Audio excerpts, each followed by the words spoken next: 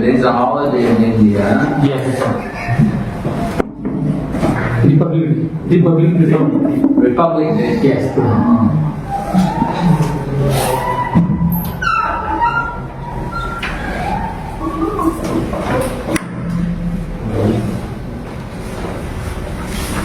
There were so many people here yesterday. Yeah.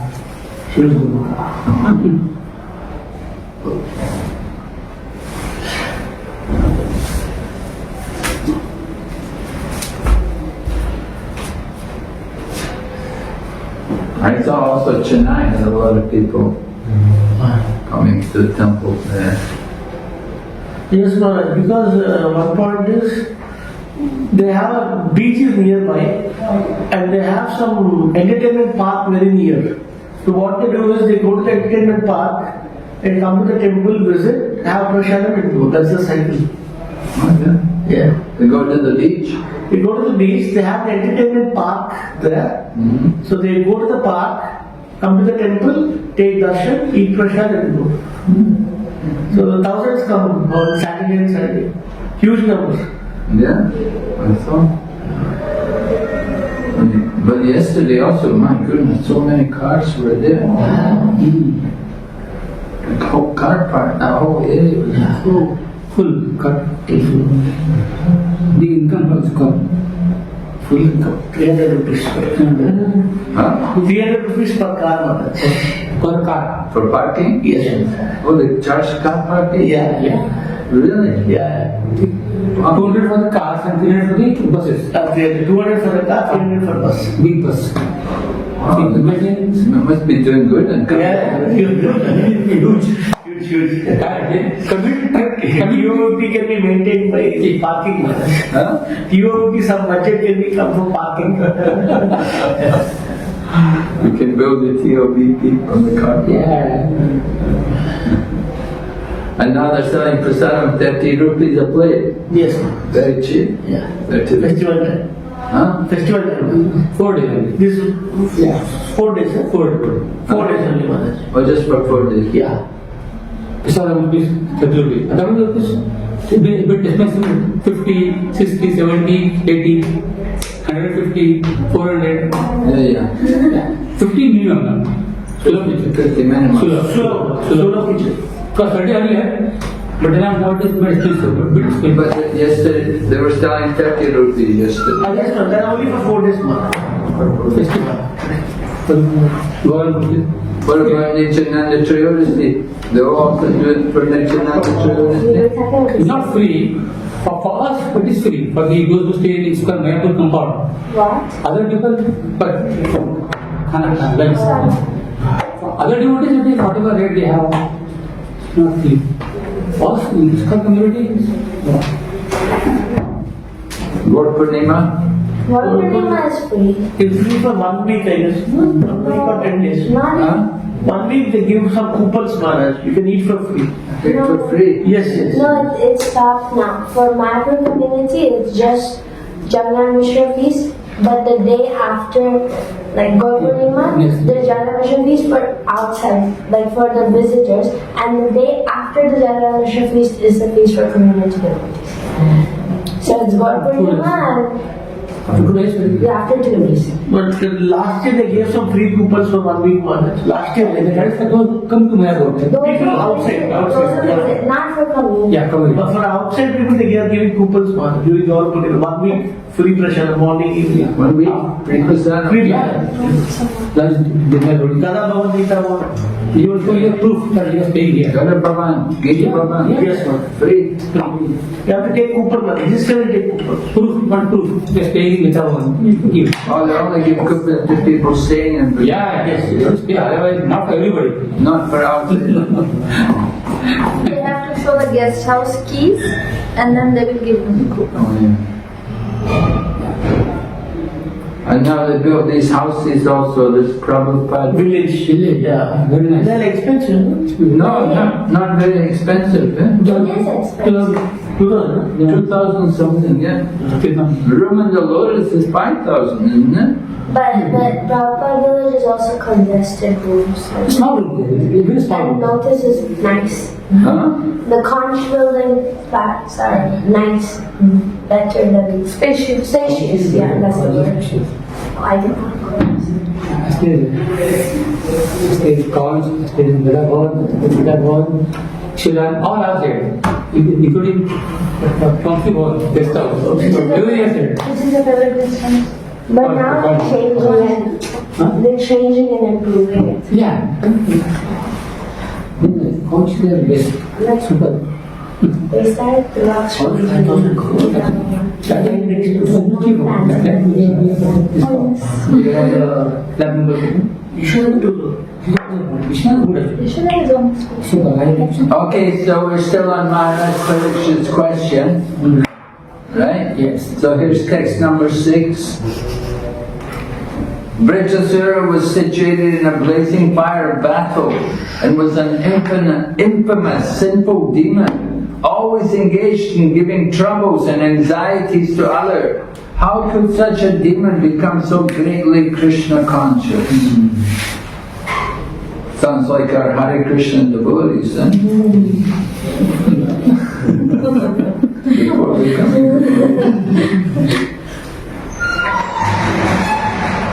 Purport: it has been described that a Narayana Parayana, a pure devotee, is rarely found even among millions and millions of persons.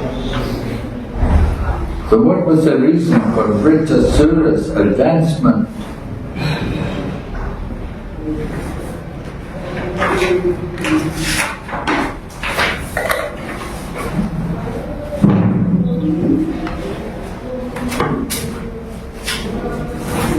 And then he said, Maharaj Parikshit continues, although Vritrasura was a simple demon, he showed the prowess of a most exalted Kshatriya and satisfied Lord Indra in battle. How could such a demon be a great devotee of Lord Krishna? These contradictions have caused me great doubt, and they have made me eager to hear of this from you. So, Maharaj Parikshit is revealing his doubts. How could all this be possible?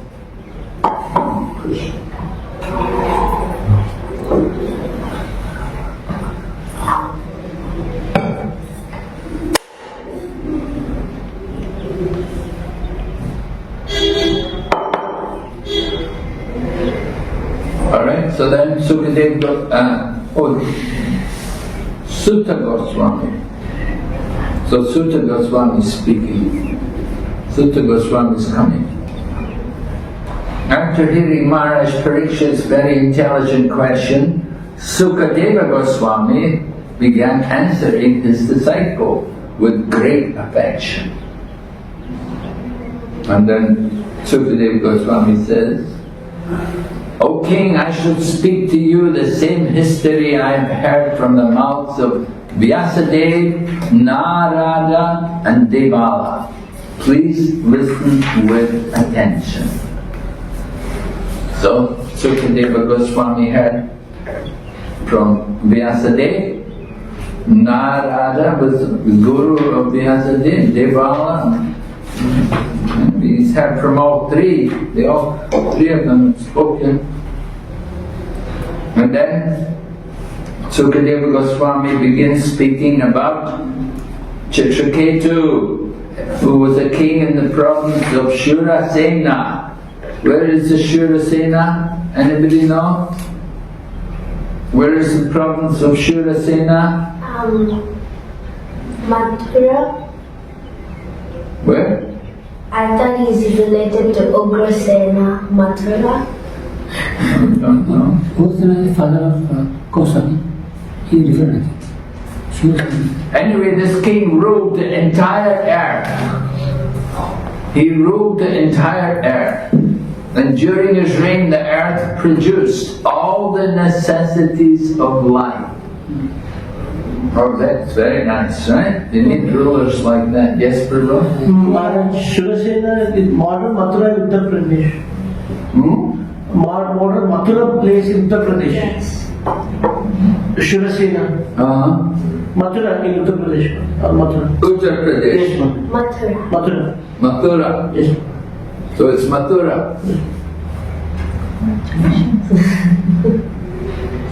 Mathura Desh. That's the Middle East. Suratin. Mus- Muscat. Mathura Desh is Muscat. Muscat, yeah. I've been there. So anyway, he must have been a good king because the earth was producing all the necessities of life. When you have a good king, then everything is provided.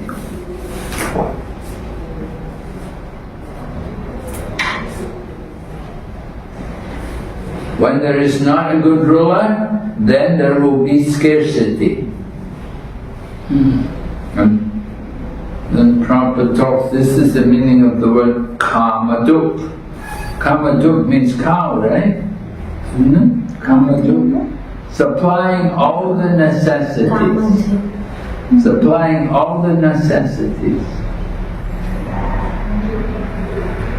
Very nice. And then quote the first canto. Maharaj Yudhisthira, during his time the clouds showered all the water that people needed, and the earth produced all the necessities of man in profusion.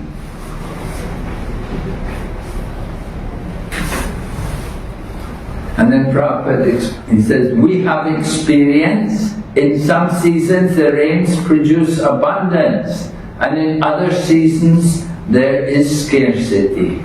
We have no control over the earth's productiveness, for it is naturally under the full control of the Supreme Lord. This is there in the 4th canto, Srimad Bhagavatam, also in the case of Maharaj Prithu. Right? When Maharaj Prithu was ruling the earth, there was scarcity.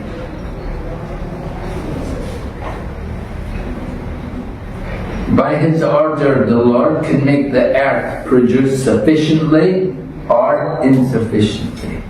A pious king rules the earth. According to Shastric injunction, there will naturally be regular rainfall and sufficient produce to provide for all men. No need for black marketeering and other corrupt dealings. There will be enough for everyone.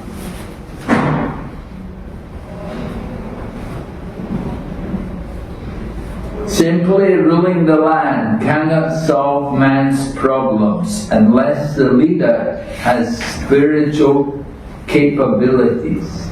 He must be like Maharaj Yudhisthira, Parikshit Maharaj or Ramachandra. Then all the inhabitants of the land will be extremely happy. Now here in India, now we have Modi has been ruling the country. So some people are happy, but not everybody. Difficult to make everybody happy. Right? Even you get, like, you know, the Muslim people, they want to see a Muslim rule. They want a Muslim ruler. They don't want a Hindu. Right? They don't want to promote Hinduism. They've got their own beliefs. But like some places, states where Modi is ruling, there is prosperity. More prosperity compared to here. Like Gujarat, I think, is more prosperous compared to this. Yeah, right. Yeah. Because Right. they ban cow slaughter. Usually you find that, but wherever, you know, when somebody, a big minister or something, then that place will come up. because he can arrange to put more money in there for the development. So they do that. But difficult to satisfy. You'll never please everyone. You always get some people. Even though he's giving money to so many people, and the Muslims also, they get so much money and everything. The poorer people, they're all getting money from the government, right? Nowadays in India, they give money to poor people. Grains also. They give grains also. Groceries, they give rice, dal. Yeah, right, ration. Yeah. Lakshmi Bhan.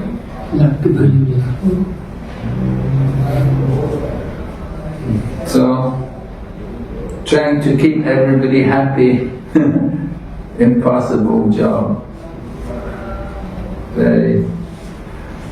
We try to please Krishna. Try to please Krishna and Guru. And if they're pleased, then very good.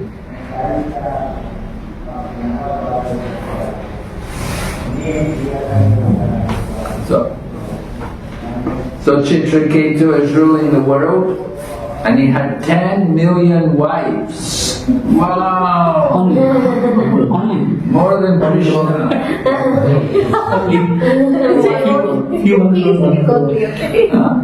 He says only. Only 10 million. 10 million wives, but not one child. Oh, Krishna. By chance, all the wives were barren. I think more the king's problem than the wife's problem. Maybe it's a problem with the king. 10 million wives all barren. Yeah, that's a bit hard. I could believe the king was a bit sterile or something, maybe, but anyway, that's what we're told. And all the wives were very beautiful and young, and he was born in a high family, complete education, wealthy and opulent, all assets, but full of anxiety because he did not have a son. Oh. So Prabhupada writes, Grihastha life does not mean having a wife and no children. So, what does that tell you? And then he quotes Chanakya Pandit, Putrahinam griham sunyam. If a family man has no son, his home is no better than a desert.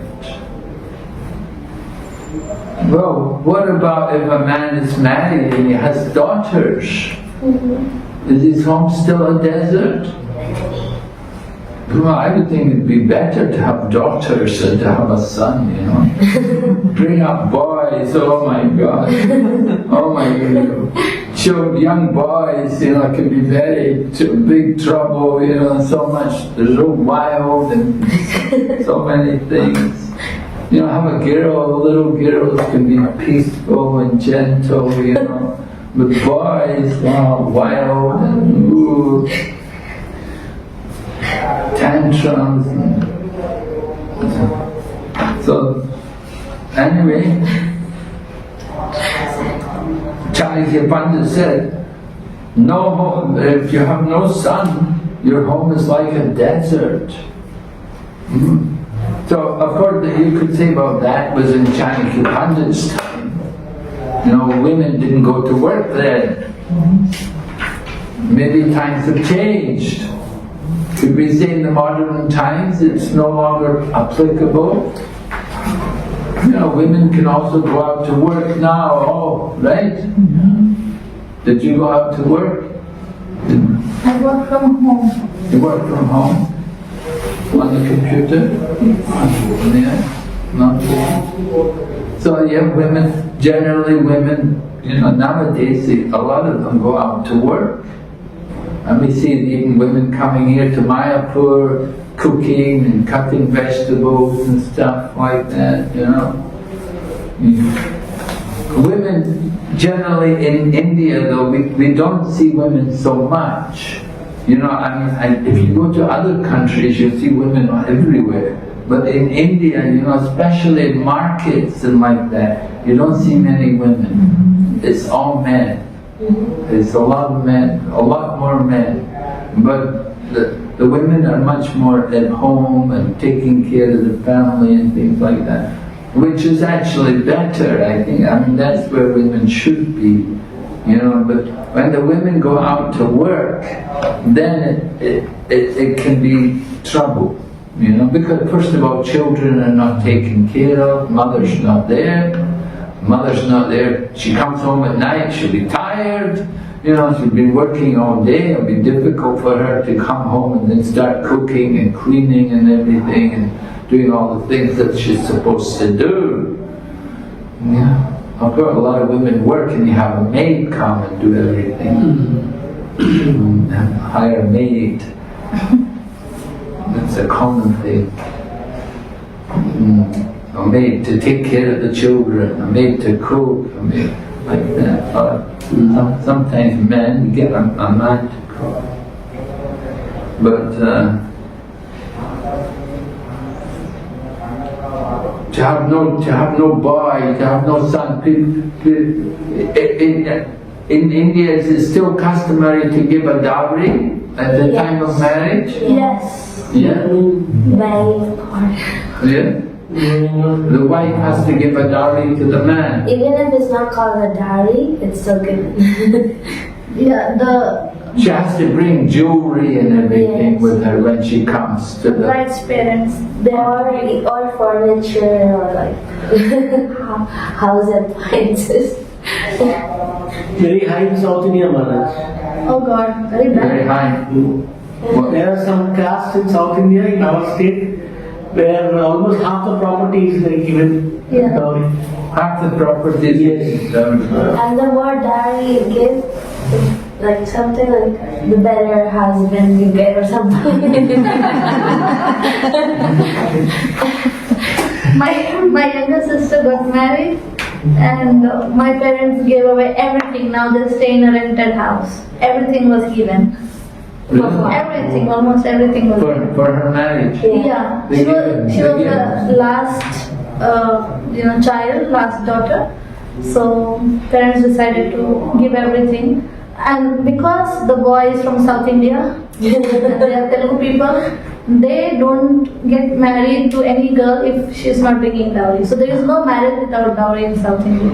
No marriage without... And it is demanded very badly. It's like when the ceremony is going on, so they have a right to come and stop the ceremony. It's like the final payment has not been done, so first you give, only then they take the vows in the marriage. Otherwise the vows will not happen. So pujari is waiting, okay, give, finish the money. So it is always a drama during the wedding. Wow. Yeah, if the wedding stopped, that means they did not give the dowry. And they won't eat food, like all the royal feast is cooked, but they won't eat. It's like first give dowry, then we start to eat. And who pays for the wedding? The girl's family everything girl, like the groom, the boy, he just comes, gets married and goes. gets married and he goes away. And in my younger sister's case, so when they are about to take my sister away, they say, where is the car? It's like, but she's going to your house, so you should bring a car to welcome her. Yeah. And I was like, you should make a preparation for the car. And then we immediately hired one car and then sent her. Wow. And is the marriage successful? The boy is a devotee and he came and he requested us, Mataji, I'm stuck with this family. Somehow or the other fulfill all the demands. Once the marriage is done, I will take her and I will go and stay near some ISKCON temple and we will just be into Krishna consciousness and not be so much connected to them. But for now, please fulfill all their demands. It's more like But now he is separated and he stays near the ISKCON temple and they both go to temple and do services. But everything was given. For sure. This is more like a family obligatory stuff. Like it goes to the family. Like it's not more like the husband and wife. It's more like family giving to the family. And the husband and wife don't get much. It's just the other in-laws and the other sister-in-laws, they enjoy. In China, the boy has to give to the woman. Oh wow, that's nice. I wish that happened. Yeah, the boy's family has to give to the girl's family. If you want a wife, you have to pay for her. Here it's the opposite. Yeah. And it's the same in Africa. Oh, You want a wife, you have to pay for her to get a wife. Saudi also, Saudi Arabia, same like that. So why we give big amount of the girl, big amount, huge amount, cars, so many cars, but virtually, not virtually. oh. Yeah. Arabic culture, nice. His car. His car. So having a wife and no child, if you have, then there's once you get married, then there's pressure on you. Where's the child? Why haven't you had a child yet? Right? There's going to be like that. Is your sister didn't have a child yet? Did she deliver the child yet? No. No children? No, just 1 year back they married. It's been 1 year. No child yet? No, And the other sister. my other sister, she has two children. How many sisters are you? 3 sisters. Elder and younger and myself. Huh? And what? One is elder, one is younger. Oh. Yeah, good thing. No brother? Brother was there, but he died in an accident Oh. during COVID. Yeah. Younger than me. Hyderabad, South India.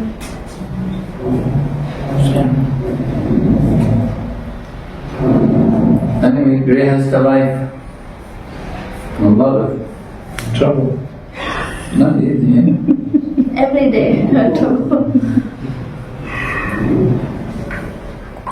So anyway, this king was very unhappy, could not get a son. And of course, Kshatriyas, they can marry more than one wife. So the king married millions, but still no issue. It's a big question, how do they remember the names of the wives? Uh-huh. Wives' names, do they remember? How could he remember so many names? 1, 2, 3, 4. He could just say 1, 2, 3, 4, 5. 10, 5. 1,80,455. Please come. Oh, maybe. Number 1, number 2, number 3. So he had so many wives, and it says here hundreds and thousands of queens, but they did not give any happiness to him because no child. Well, of course, for a king, somebody who's a king, it's very important to have the child, right? And the child should be a boy, right? For kingdom. Huh? To be the king. To be the king, to take the throne after the father departs, you know, it's a very, very big thing, very important. So that's what the pressure was on him, you see. Millions of years, 5,000 years ago, it's still there. And so Angira comes to visit. Angira was traveling all over the universe without engagement. And he came to the palace of King Chitraketu. So King Chitraketu receives him very nicely, offers worship, drinking water, eatables, sits him very comfortably, and the king sat on the ground at the Rishi's feet. So, very respectful in receiving the guest. That's very nice to see. the king, he's humble. And Chitraketu bends low in humility. The sage congratulated him for his humility and his hospitality. And then Angira begins to question him. Right?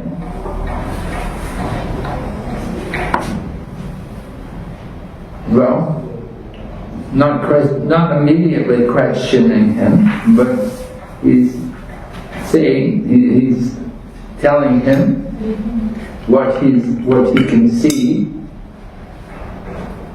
He said, I hope your body and mind and your royal associates and paraphernalia are well.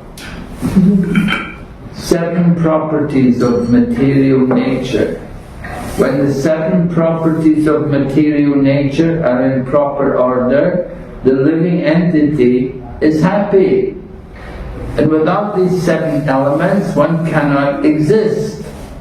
Similarly, a king is always protected by 7 elements.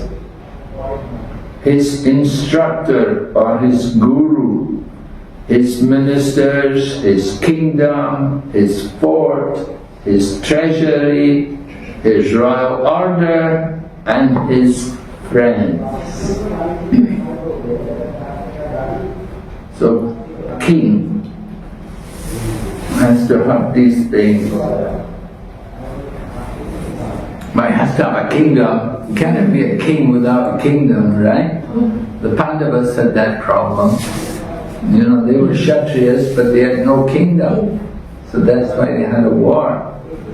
So he needs a kingdom, and in the kingdom you have to have a fort, and you have to have money, the treasury. Very important. You're going to be a king, you have to have money. And the royal order, and his friends. You know, kings like to have their friends. Ministers to guide him. His instructor or guru. So like that. These are these 7 things which protect the king.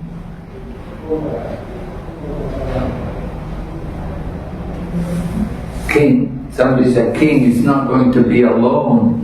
You can't be alone. You have to have people around you. His ministers.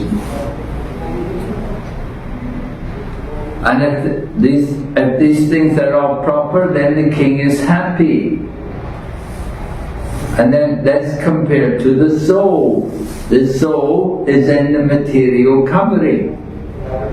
And we are covered by 7 elements. The Mahatattva, the ego, and the 5 objects of sense gratification. Right? What are the 5 objects of sense gratification?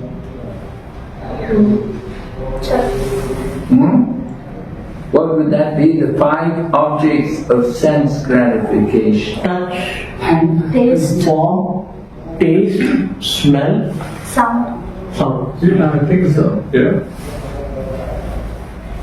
So when these 7 are in proper order, then the living entity is in a mood of pleasure.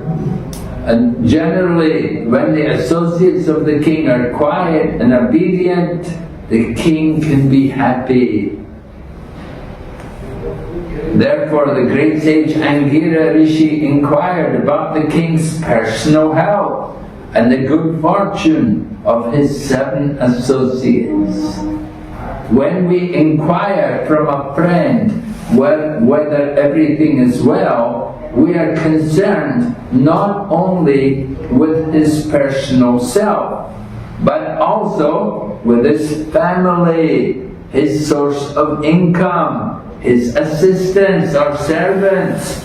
All of them must be well. Then a person can be happy. Right? Just like, how are you today? Oh, my son had an accident. Oh, my husband had this problem. You think you're not one, right? But everything in relation with the self, they all affect us. So, how are you today? Oh, Kaisa hoa? Balu achan? In Bengali, everybody always say Balu achan. And in Chinese also say like that. They'll say Ni hao ma, are you good today? Ni hao, hao is good. Ni, you, hao ma, ni, are you good today? And then they'll Chipana mayo, did you eat? Did you eat your food today? Did you eat? Have you had your meal yet? Yeah. If you ate your food, then it's good, right? You had your meal. So, the same culture all over the world, it's the same thing, just different language. So, Angira is asking the king about what's the situation. The king depends on his associate. When a king directly depends on his associates and follows their instructions, he is happy.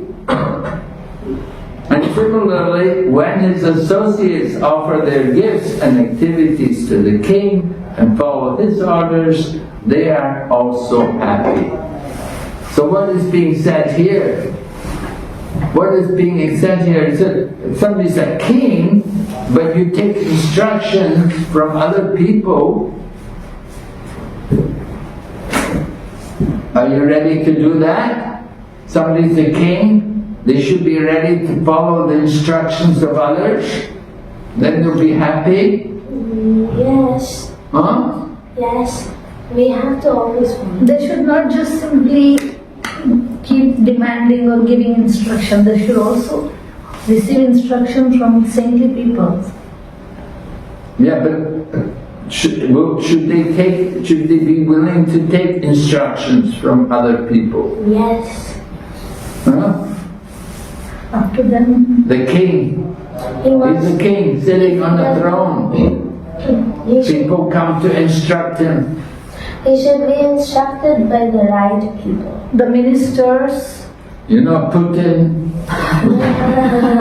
Mr. Putin, many people came to him and told him, don't fight with the Ukraine, don't go to war, you know? But he doesn't listen. Didn't. But many important people, you know, countries like that, they pleaded with him that please don't do this. But, He needs to take instructions. It's up to him if he acts on it. well, yeah, you could say it's up to him, but you know, we should be willing to receive instructions, not just always give instructions, you know. Prabhupada writes here, a king should not simply give orders to his dependents. He shouldn't just simply give orders because he just thinking, well, I'm king, so I can do it. Sometimes he must follow their instructions. Sometimes, not every time, but sometimes he has to be willing to hear from others. And if they give good advice, you know, that we should consider.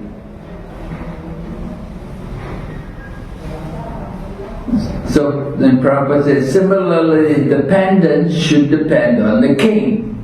Dependents will depend, they will take orders from the king. Sometimes the king also takes orders from the people around him.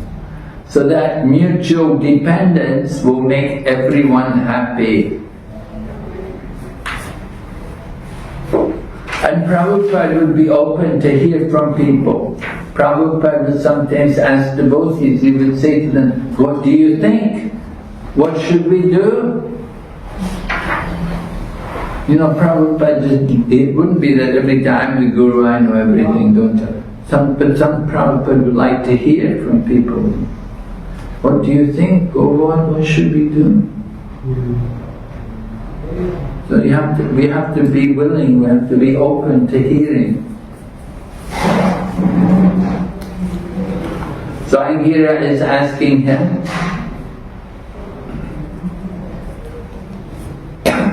he's asking him, is everybody under your control? When you have people around you like secretaries and servants, and he wants to know, are they under your control?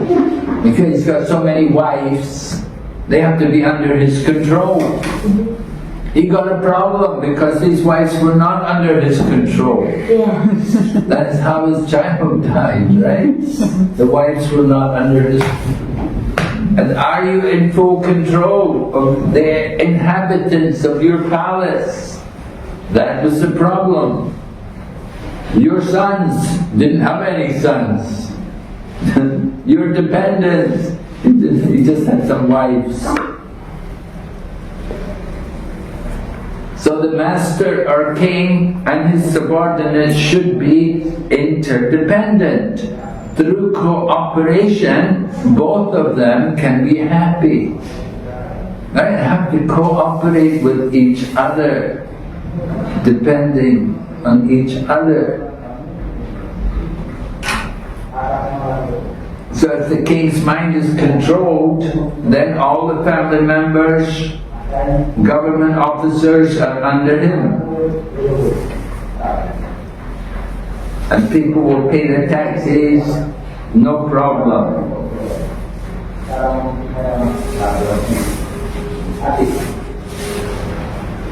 So Prabhupada said, Angira Rishi asked the king whether his mind was also under control. This is most essential for happiness. Peaceful mind. How do we get a peaceful mind? How are you going to get a peaceful mind? Knowing that Krishna is the ultimate enjoyer. Oh, yeah. Anybody else?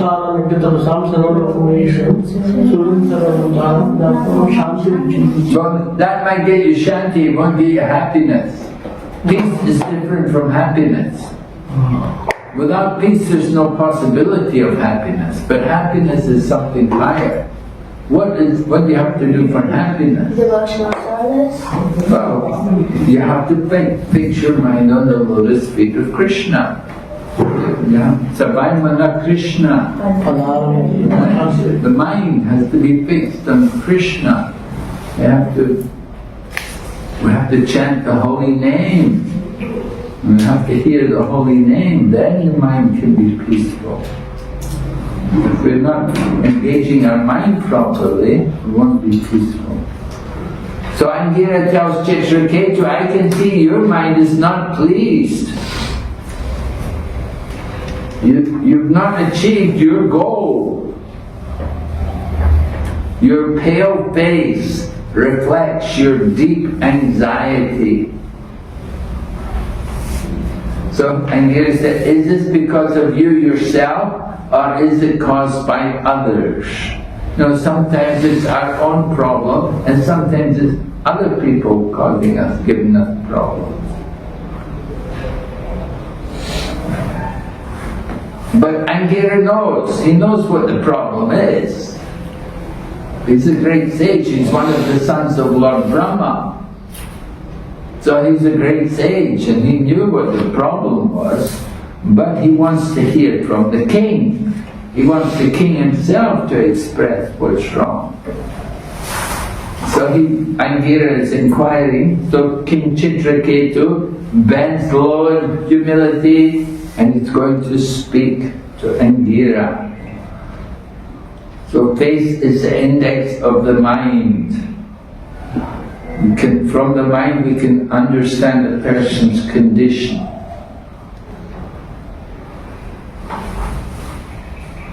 So King Chitraketu begins. First of all, he begins by glorifying Angira, praising Angira. He said, you are free from all the reactions of sinful life. You're doing austerity, you have knowledge, you've achieved transcendental samadhi, so you're free from all the reactions of sin. Therefore, as a perfect yogi, you know you can understand everything regarding conditioned souls like me. You think like that. So he knows that Angira knows the problem. He said, you just want me to say. And so then text 25 he talks about, he said, just like a person may be hungry and thirsty, so you give him flower garlands and sandalwood pulp, it's not going to be very pleasing to him because he's hungry, right? Fasting, didn't eat yet, and you bring him flowers, put a garland on him, put some sandalwood paste on him, and you feel very good. Where's the prasadam? You want the prasadam? So the same way, he said, the same way, although I have so much opulence and possessions, more than even the demigods, but I have no son. So save me and my forefathers. He said, we're going to go to hell. If I don't have a son, we'll go to hell.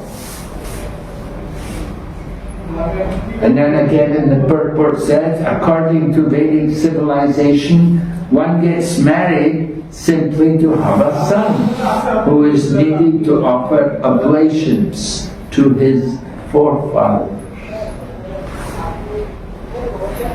So what if you only have daughters? You know, if your father only has daughters, can they offer oblations for the forefathers? Do you have any brother? No. Only you? Only child? Wow.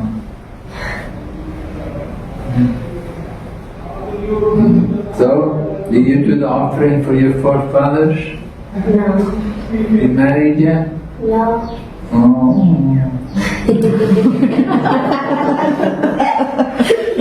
What are we going to do?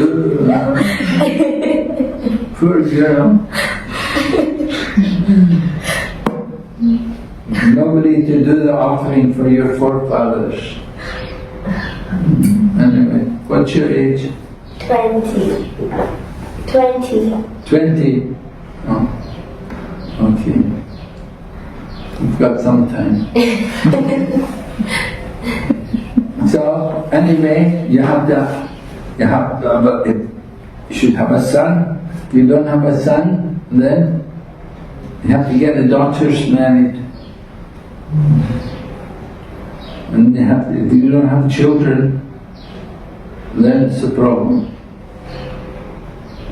So King Chitraketu was so concerned about his forefathers because they have to do the pinda. He was concerned with how to get pinda, oblations, in the next life, not only for himself, but also for the forefathers. If you go to Gaya, right? Lord Chaitanya went to Gaya. Generally people go to Gaya to worship there for the forefathers. And so many people, I went there, so many people every day, so many. So Lord Chaitanya went there after his father died. He wanted to do shraddha for his father. He told his mother that. That's what he told Sachimata. But actually his real reason was to take sannyas. He wants to go there and take sannyas. Well, he did not sannyas, but get initiation. Go and take initiation. So the king is asking Angira to favor him by doing something that could help him to get a son. So Sukadeva Goswami continues that Angira was born from Brahma's mind And he was very merciful. And he performed a sacrifice. And by doing the sacrifice, he offered oblations of sweet rice to Twashta. Twashta? The same Twashta who's the father of Vishnu? Yeah, I think so. Twashta is also a son of Brahma, isn't it? Yes. The sage was a greatly Twashta is powerful... the son of Kashyapa. Kashyapa? Who? Twashta. What, the son of Kashyapa? Yes. No, I think Atharva. Twashta, Atharva. Is it? Which one? The son of Kashyapa and Diti. Kashyapa and Diti. Yes. That could be from the demigod side. Yeah. Mati, Kashyapa and Diti. Angira is from Lord Brahma. So he did a yagya and he got sweet rice. Just like we do a yagya, you know, you offer. That's a yagya, right? Make an offering, that's a yagya. So the sweet rice is offered, that's from the yagya. And then he took the sweet rice and he gave it to the king and told the king, give it to your wife. The first and most perfect of Chitraketu's wife, Krita Jyoti. Krita Jyoti. Mahajyoti, there's a devotee, Mahajyoti Swami. You know Mahajyoti Swami? Krita Jyoti. Krita Jyoti. She was the first, the most perfect of Chitraketu's wives. So she got the sweet rice. And now she will have a son who will be the cause of both jubilation and lamentation. And then the sage left. He just said that and then he left. He didn't wait around for anything. So he didn't wait around to explain more. So what did Chitraketu think when he heard that? How did he receive it? Haribol. How did Chitraketu receive that? Chitraketu, when he heard his son will be the cause of happiness and distress, what does Chitraketu think? Let Prabhu answer, yes? What did Chitraketu think? You don't know. You've not read that. Prabhu? Chitraketu was happy because anyway he will be a son. So he don't worry mind about distress, it's like that. Yes, he thought, well, have a son, main thing is to have a son. But he thought, what kind of distress will come? Maybe he'll be spoiled.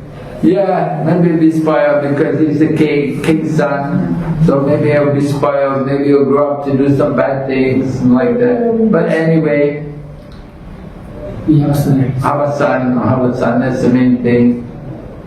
Right? So he thought, it shouldn't be a big problem, with the son. Alright? He thought the king's only son, being very proud of his great wealth and empire, would not be very obedient to his father. So the king was thinking, let me have a son, it doesn't matter if he's not very obedient. And he said, Prabhupada quote, he said, better to have a blind uncle than no uncle. A blind uncle is better than no uncle.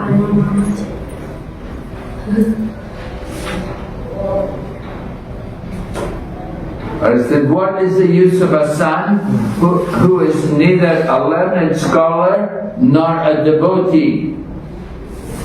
Such a son is like a blind, diseased eye, which always causes suffering. Nevertheless, the material world is so polluted that one wants to have a son, even though he is useless. This attitude was represented in the history of King Chitraketu. Right? You want a son who is useless? You want a son who is not a devotee? He's not a scholar. You know, people like, oh, my son, he got the top marks, and he got this mark, and he got scholarship, and he went there, he studied here, he's doing his masters, and this and that. You know, mother and father, they like that, to talk about the son, oh, he's doing this, and they feel so good. And if the son, oh, my son's a Hare Krishna, oh. Oh my gosh. Well, one lady told me, I was in the Philippines. You know, Philippines is not very rich country. People are a little bit poor there. And this one lady was telling me, she said, oh, my daughter got married to this American man, but she had some bad luck. He was poor.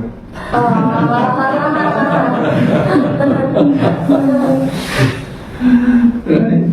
You get married, you shouldn't marry a poor man, that's bad luck, right?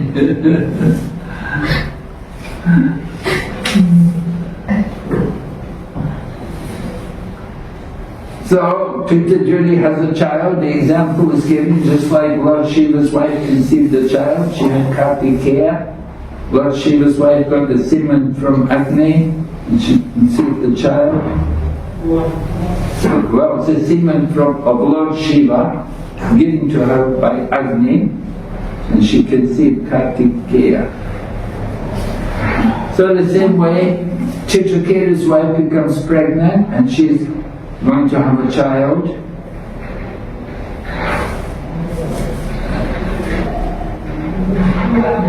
And then, in due course, a son was born to the king, and all the people are very happy. All the people in Surasena are very happy. Everyone's very pleased. King Chitraketu is delighted, very happy, purifying himself, bathing, decorating himself with ornaments, hired many Brahmins to give benedictions to the child and do the birth ceremony.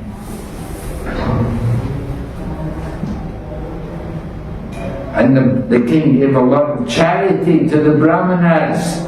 He gave gold and silver and garments and ornaments, villages, horses, elephants. He gave 60 crores of cows.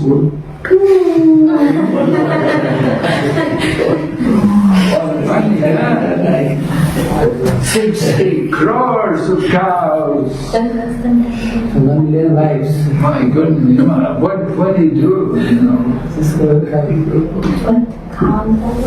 60 crores, 600 million cows. That's low. So the thing is, you can't research. If you can't, Nanda Maharaj, you can't research. Nanda Maharaj, cows, unable to that's why. They say 100 times, how to manage? So many cows, feeding cows. So just like the cloud pours water on the earth, King Chitraketu distributed all desirable things to everyone because he wants to increase his reputation, and he wants opulence, and he wants the long life of his son. He wanted to do all this, he wanted that, he did everything he's supposed to do. And then when a poor man gets some money after great difficulty, his affection for the money increases daily.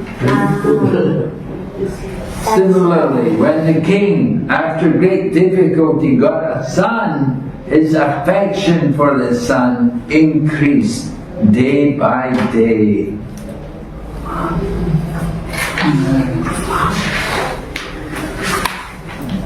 And the mother's also very attracted to her son. Every day, more and more attracted. And the other wives, they were very much agitated. And they also wanted to have a son. Right? They all got married, but they had no son. So King Chitraketu took care of his son very carefully. But the problem was he lost the affection for the other wives. Because the one wife had a son, the other wives never had a son. So the other wives, he did not take much interest in them. He didn't give them attention.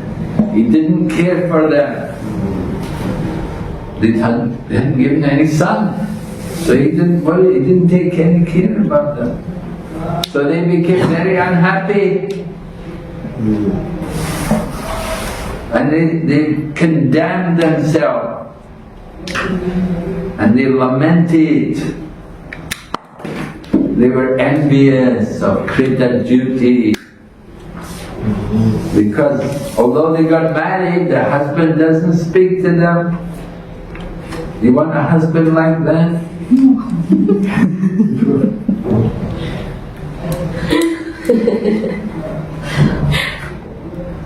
A wife who has no sons is neglected at home by her husband and dishonored by her co-wives, exactly like a maidservant. Certainly such a woman is condemned in every respect because of her sinful life. So very difficult. You know, co-wives. Maharaj Dasarath had wives, right? 3 principal wives. Problems. Wives. And then each maidservant giving service to the husband are honored by the husband, and they have nothing to lament. Our position, however, is that we are maidservants of the maidservant. So we are the most unfortunate. The wives of Chitraketu are talking like that. They said, we are the maidservants of the maidservant. So we are the most unfortunate.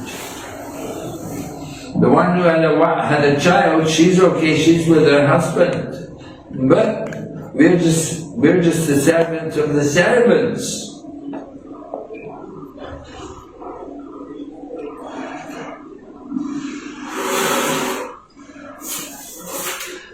So they were so angry, they were so envious of the other wife, that one wife, because she had a child, they didn't.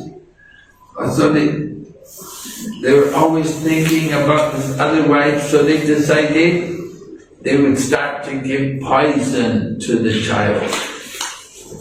Because they were so envious.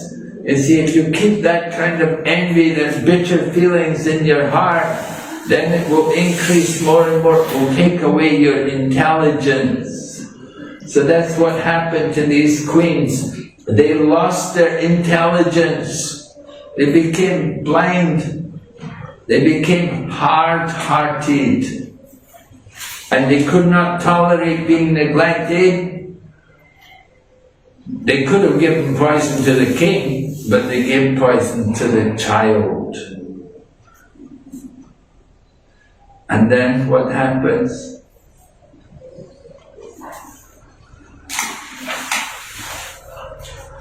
The queen was walking in the house and she was thinking that her son was sleeping inside the house. But she did not know that her son was actually dead. And then she was thinking, child has been sleeping for a long time. So she tells the nurse, bring my son here. In other words, wake him up, bring him here. He's been sleeping for a long time. And when the nurse goes over to get to the child, then she sees, the child is dead. Because his eyes were up. The eyes are up in a dead person. There was no life. Senses had all stopped. She could see the child was dead. And she cried out and she fell to the ground. And then the queen the queen, she also wonders what's wrong. And she comes over and she sees the child is dead. And then she's also, oh. The queen came, she approached her son and she saw that he was suddenly dead. So the servants were all crying, the queen was crying. The queen fell to the ground unconscious. Her hair and her dress, everything was knocked about. Very painful situation.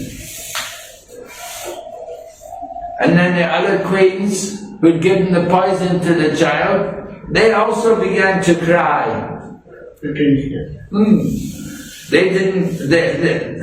They knew what had happened, but they began to cry also. So the whole palace is full of all these people crying, and little babies, and little boys dead. And then King Chitraketu gets the news that your son has died.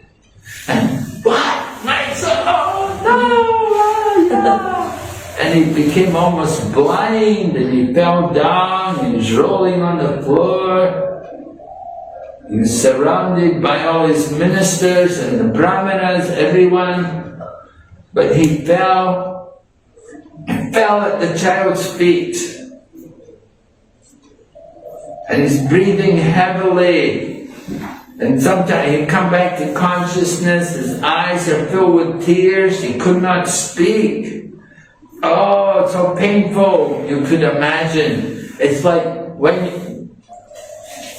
in the 10th canto Srimad Bhagavatam, Lord Krishna gives the example, when a man is poor, and then when he gets some money, then he's so happy, such a relief to get the money.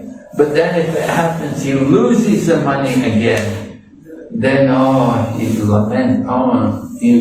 he laments so much that he's lost everything. So like that here you can see Chitraketu. He had no child, he wanted the child, he got the child, and then the child dies. It's so painful, it's so bad, so heavy. So he could not even speak. And the queen saw her husband, and she saw the dead child. So she also laments. Everybody is lamenting, the ministers and all the brahmanas, all the inhabitants of the palace, everyone is feeling the pain. We've lost the child. Her flowers fall off her head and her ornaments are knocked around. Kumkum powder is everywhere. And she's crying like the sound of the kurari bird. And then she begins to speak. Chitraketu's queen begins to speak to God, and she says to the Supreme Lord, "O Providence, O Creator, you are certainly inexperienced in creation." She's blaming God for the death of her son. And she said, why? She said, during the lifetime of a father, you have caused the death of his son. Right? Chitraketu's the father and child, his son, dead. So she said, this act is in opposition to your creative laws. The son should live longer than the father. But after the father goes, then the son comes. But here the son died, before the father died. So, how is it possible? This is not their law, this is not how it should be.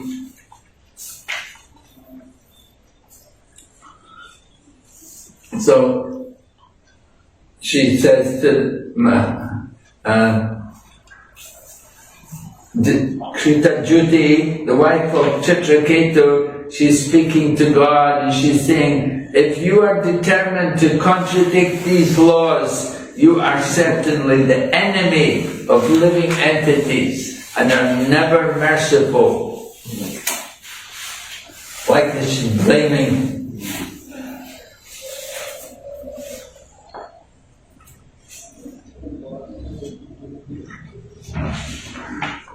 So that comment, and people would, how could God do this to me? I'm a good person. These other people, they're rascals and they're so happy and they're so demons and nasty people. And I'm a good person and I have nothing, but they have so much.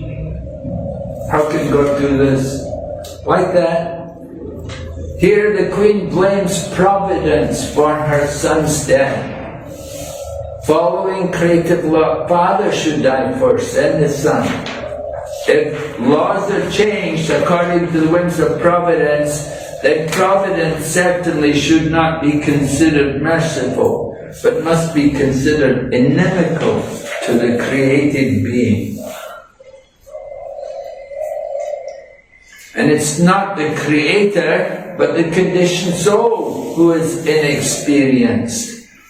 The conditioned soul does not know how the subtle laws of fruitive activity work, and without knowledge of these laws, he ignorantly criticizes the Supreme Personality of Godhead. So this is the first thing, you know, when things are really bad, you know, we think, God, oh God, how can you do this to me, you know? So in the beginning, she's talking to God, blaming Him. Nobody likes to blame themselves. Nobody will say, it's my fault. You know, we won't like to do that. I'm a good guy. I didn't do anything to deserve this, you know. It's somebody's fault. Right? You have created. The bonds of affection you have created are disturbed by fruitive action. No one will raise children with affection. Instead, everyone will cruelly neglect his children. Yeah, if we think that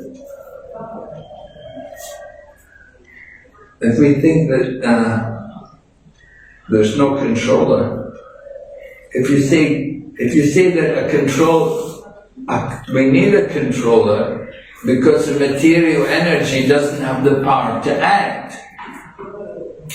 So we may ask, if the bonds of affection you've created are disturbed by fruitive action, by karma, no one will raise children with affection. Instead, everyone will neglect the children. Because you've got the bonds of affection that make a parent raise his child, you appear inexperienced and unintelligent. Right? So Queen Tajuti, she's saying to the Mother Earth, to the planet, that you've cut our attachment for our children. But it's because of our attachment to our children that we raise a child. You know, mother raises the children. It's a lot of work bringing up children. My goodness, you know, I see mothers taking care of their children. You know, it's a lot of work. It's not easy, is it? You know, they have to feed them, they have to cook for them, they have to clean them, they have to counsel them, and oh, they're crying and they're unhappy, take care of them all the time.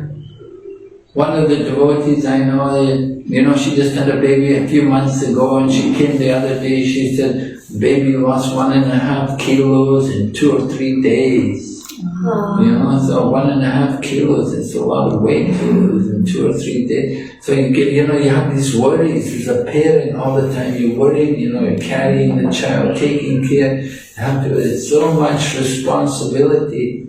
So that affection is so important, you know. If that affection is not there, you won't want to do it. You won't want to take care. And if you think the child's going to die anytime, then, you know, difficult to have that same feeling. So Prabhupada in his purport, he quotes Brahma Samhita. When somebody is not Krishna conscious, then they are under the laws of karma. Everyone is under the law of karma except for Devotees. except for devotees, right? Devotees are not under the law of karma, right? So karma has been stressed. Karma mimamsa. They say it's only work. He must act according to his karma. Supreme controller must give the results of karma. Is it true? No, there's more than just karma. The laws of karma are controlled by the Supreme. That cannot be understood by ordinary conditioned souls.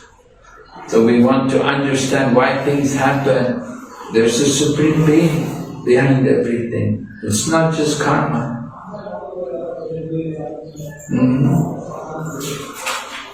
So Mother Krita Jyoti was speaking to, she was talking to God, but now she's talking to her son again. She begins speaking to her son in text 56. She's speaking to her son.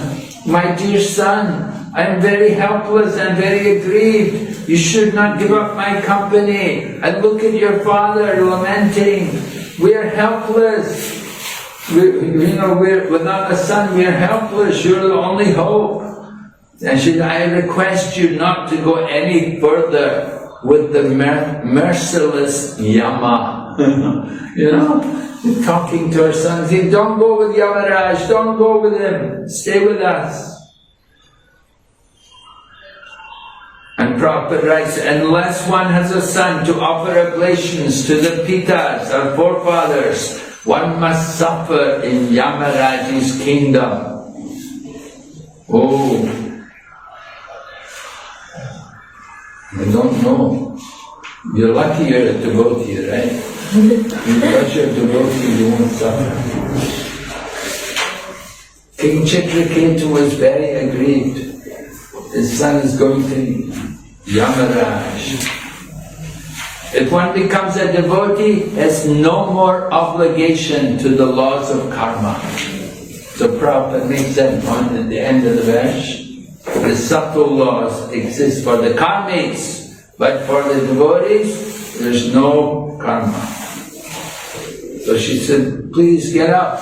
You must be very hungry, get up, suck my breast, stop my lamentation. I'm most unfortunate and I cannot see you smiling, I cannot hear your nice voice. So accompanied by his wife, Chitraketu began crying loudly with an open mouth, greatly aggrieved. And all the citizens in the kingdom were almost unconscious. So then Angira understood the king was almost dead in lamentation. He came there with Narada Rishi. So we'll hear their instructions. Very painful thing, when you lose your child. There was one devotee couple I know, and they lost their child. He was a few months old. The child was had some water in the brain. There is one guy from the GBC wants to take pictures while you're giving class. From where? The GBC office. He wants to take pictures while the class is going. What class is going? We're just finishing. Yeah, can you take pictures quickly before? Yeah. Alright. You mind? You want to take a picture?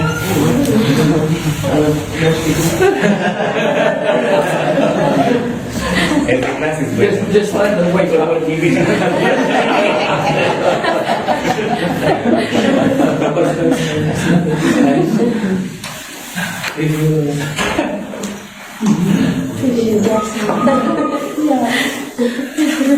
So I was saying, I knew this one couple, they had a young child. The child was only a few months old when they lost their child, Very painful, of course. Unfortunately, they had another child after that. But still, the pain, it's a difficult thing to lose a child.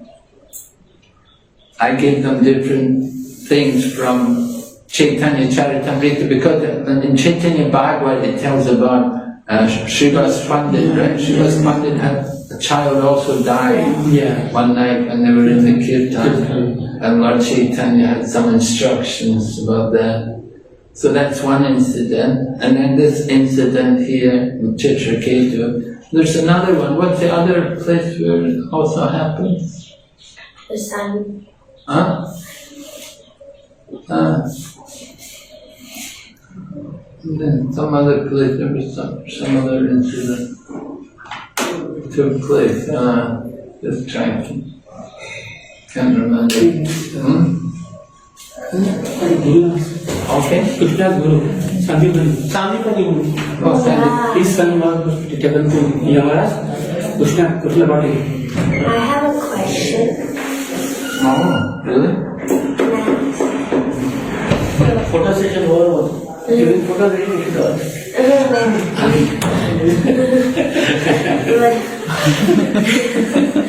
The question is that now Narada Muni and Angira Rishi, they're going to instruct Ketu about the soul and this, but from verse 57, 8, we can understand that the mother is saying, don't be taken by the merciless Yama. So she knows that the son is not the body but the soul. So they already know that it's a soul, then why do they need to get instructed again? When they understand that they're telling him, please don't go, don't be taken by the merciless. Because the soul is leaving, there's no more child there for the family. But they know the science of self-realization. But the child's gone from their home. It's leaving their home. It was her child, and she's losing her child. Her child has gone off to Yamalok. Yeah, I mean, she may know it's the soul, but still, it was in the body which she had conceived, the body which she had given birth to. So there's a lot of affection there, even though it's the soul. You can't say, well, he's a soul, why, why are you kidding? He's the soul, he's gone off to work some other place. And goodbye. No, it was her child, and she wanted the child, and they lost the child. So, actually, although she knows it's the soul, but she doesn't want the soul to leave. Even Maharaj said that Lord Krishna also had tears when Bhishmadev left his body. He had memories with Bhishmadev. So when Bhishmadev left his body, even Lord Krishna had tears. Really? Yeah. Oh, interesting. Yeah. Very nice. They mentioned there in the Mahabharata. Okay. A question about, he stated that our citizens of the kingdom were almost unconscious, but how they know immediately about this? There are that time no TV or some radio connect, because like 150 years ago the letters go a few months to the from America to India by ships. So now how immediately know about what happened in different families? He's asking, how did the citizens become unconscious, knowing that, how did they instantly the know? citizens, how did they all know? There was no In the kingdom. Immediately, yeah. There was no news, TV, and No, but news travels. Just by word of mouth, news travels. But They say the bad news spreads more faster than the fast. then the good. oh yeah, it's all bad news usually. The newspapers, they don't have any good news.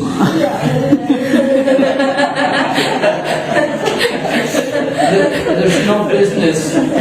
Nobody's interested in the good news. They all want to hear the bad news. Okay. Hare Krishna. Okay, Sri Prabhupada.